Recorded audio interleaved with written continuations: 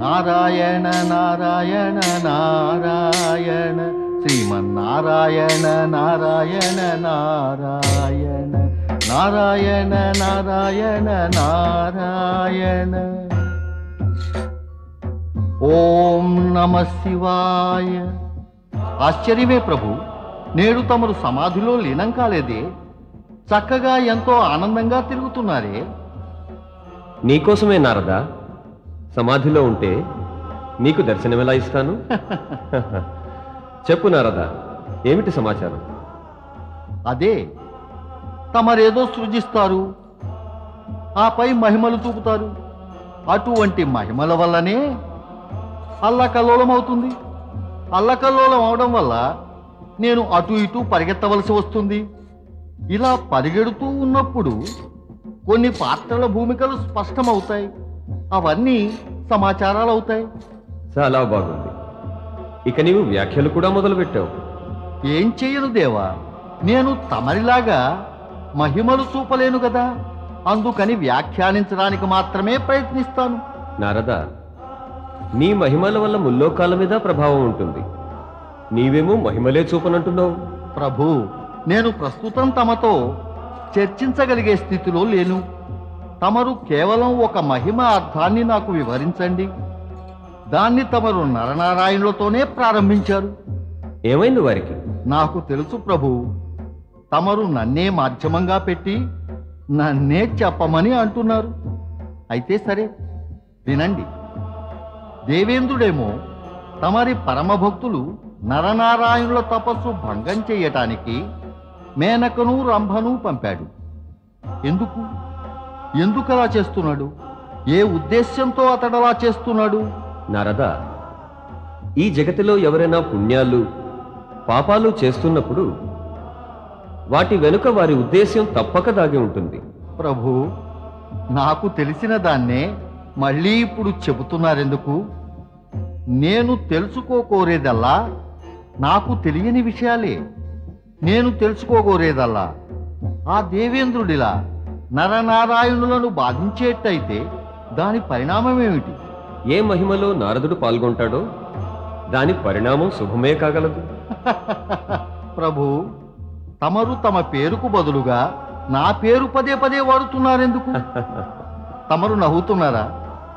నరనారాయణుల చింతలో ఉన్నాను. చింతించనవసరం లేదు నారదా. నరనారాయణులు ఏ నారాయణులంటే వారు అడుగడుగున ప్రతిక్షణము నీ మదిలో వాక్కులోనూ ఉంటారు. ధన్యుడనయ్యాను పరమేశ.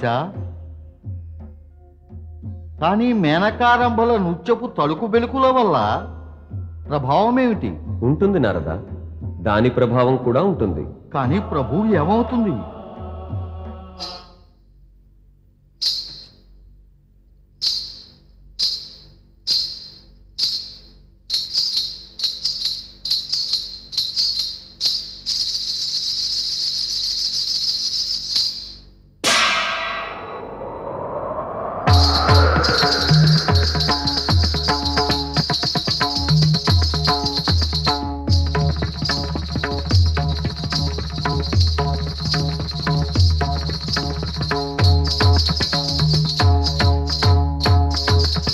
చూస్తున్నారుగా వరుణదేవా,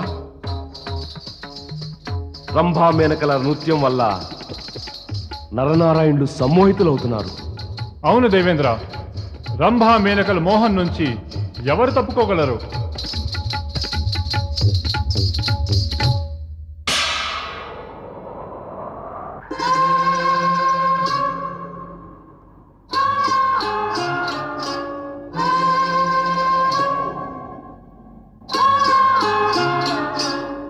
చూద్దాం, ఇంక ఎంతసేపు తపస్సు చేస్తారో వీరిరువురు. అన్నయ్య నారాయణ, దేవేంద్రుడు మన తపస్సును భగ్నం చేయడానికి తగిన చర్య తీసుకున్నాడు. మన తపస్సు కొనసాగించాలంటే మనం కూడా తగిన ఏర్పాట్లు చేసుకోవాలి.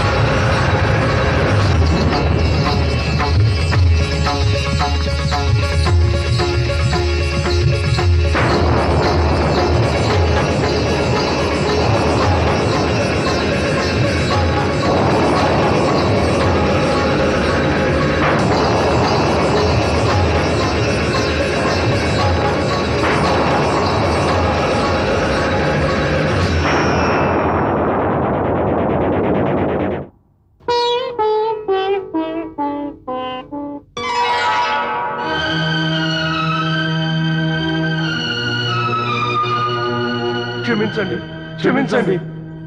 శివభక్తులారా మమ్ము క్షమించండి. అపరాధికి క్షమాపణ, దండించాలి, అదే న్యాయం. తమ్ముడు, మొదట మీరు చెప్పేది విందాం. ఏ అపరాధం క్షమించాలో ఎందుకో? ఓ పరమశివ భక్తులారా, మీరిరువురి ఘోర తపస్సు వల్ల భయపడి నేను అనుకున్నదల్లా ఏమిటంటే తమరు ఇంద్రాసనాన్ని సంపాదించడానికే ఈ తపస్సు చేస్తున్నారని. ఓ ఈ ఇంద్ర, నీ దౌర్బల్యం వల్ల ఈ ఇంద్రాసనం కోసం ఎప్పుడూ భయపడుతూ ఉంటావు. నీకన్నా శక్తివంతులను చూస్తే ఇక తేలిందేమిటంటే మేము అత్యంత శక్తి గలవారమని.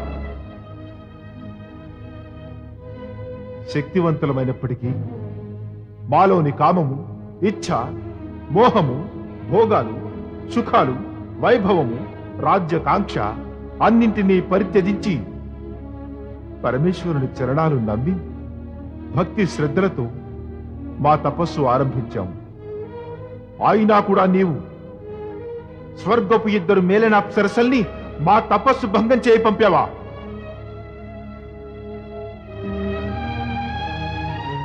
చూశావుగా ఇంద్ర, నీ స్వర్గంలో వేల కొద్ది అప్సరసలు, కానీ మా ప్రతి రోమంలోనూ అసంఖ్యాకమైన అప్సరసలు శాంతంగా ఉన్నారు.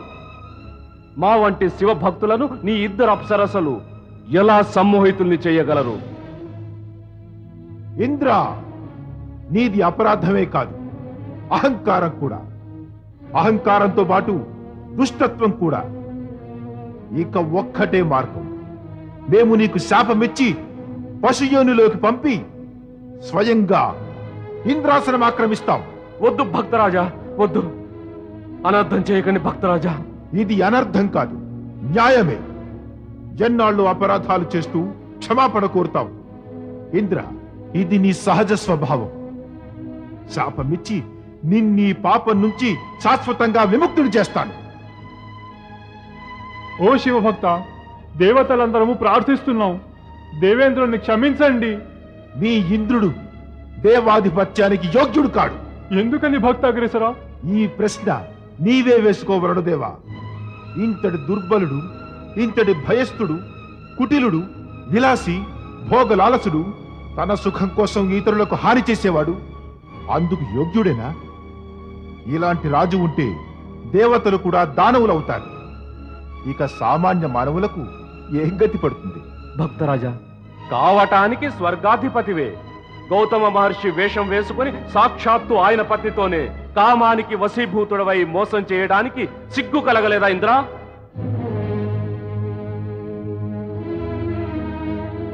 నీ జీవితం కూడా కపటత్వం, భోగ విలాసాలు, అవినీతి, అమర్యాదలతో దుర్గంధపూరితమైన ఒక చెదల పుట్ట. నీవా ఇంద్రుడవు? లోక కళ్యాణం జరగాలంటే ఇదే ఉత్తమం.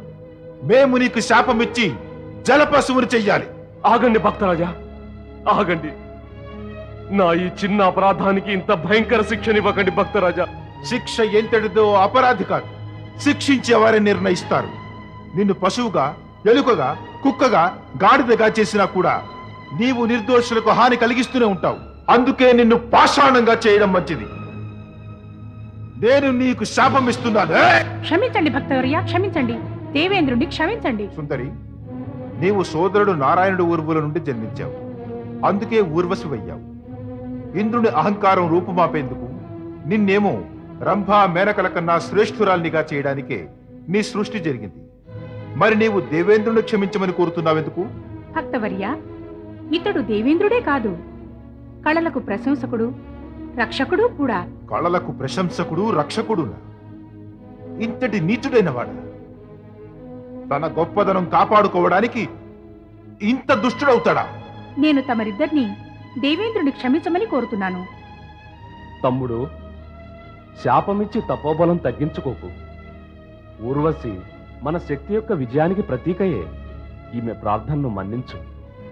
అన్నగారి ఆజ్ఞ శిరోధార్యమే.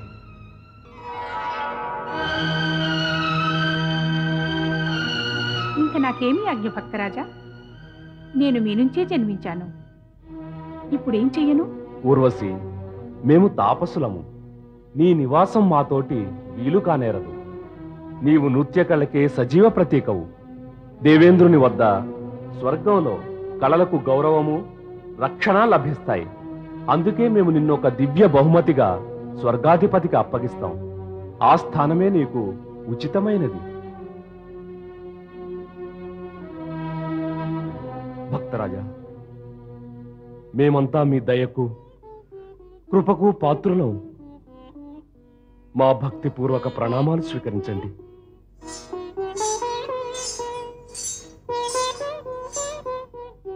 పదవ రోసి.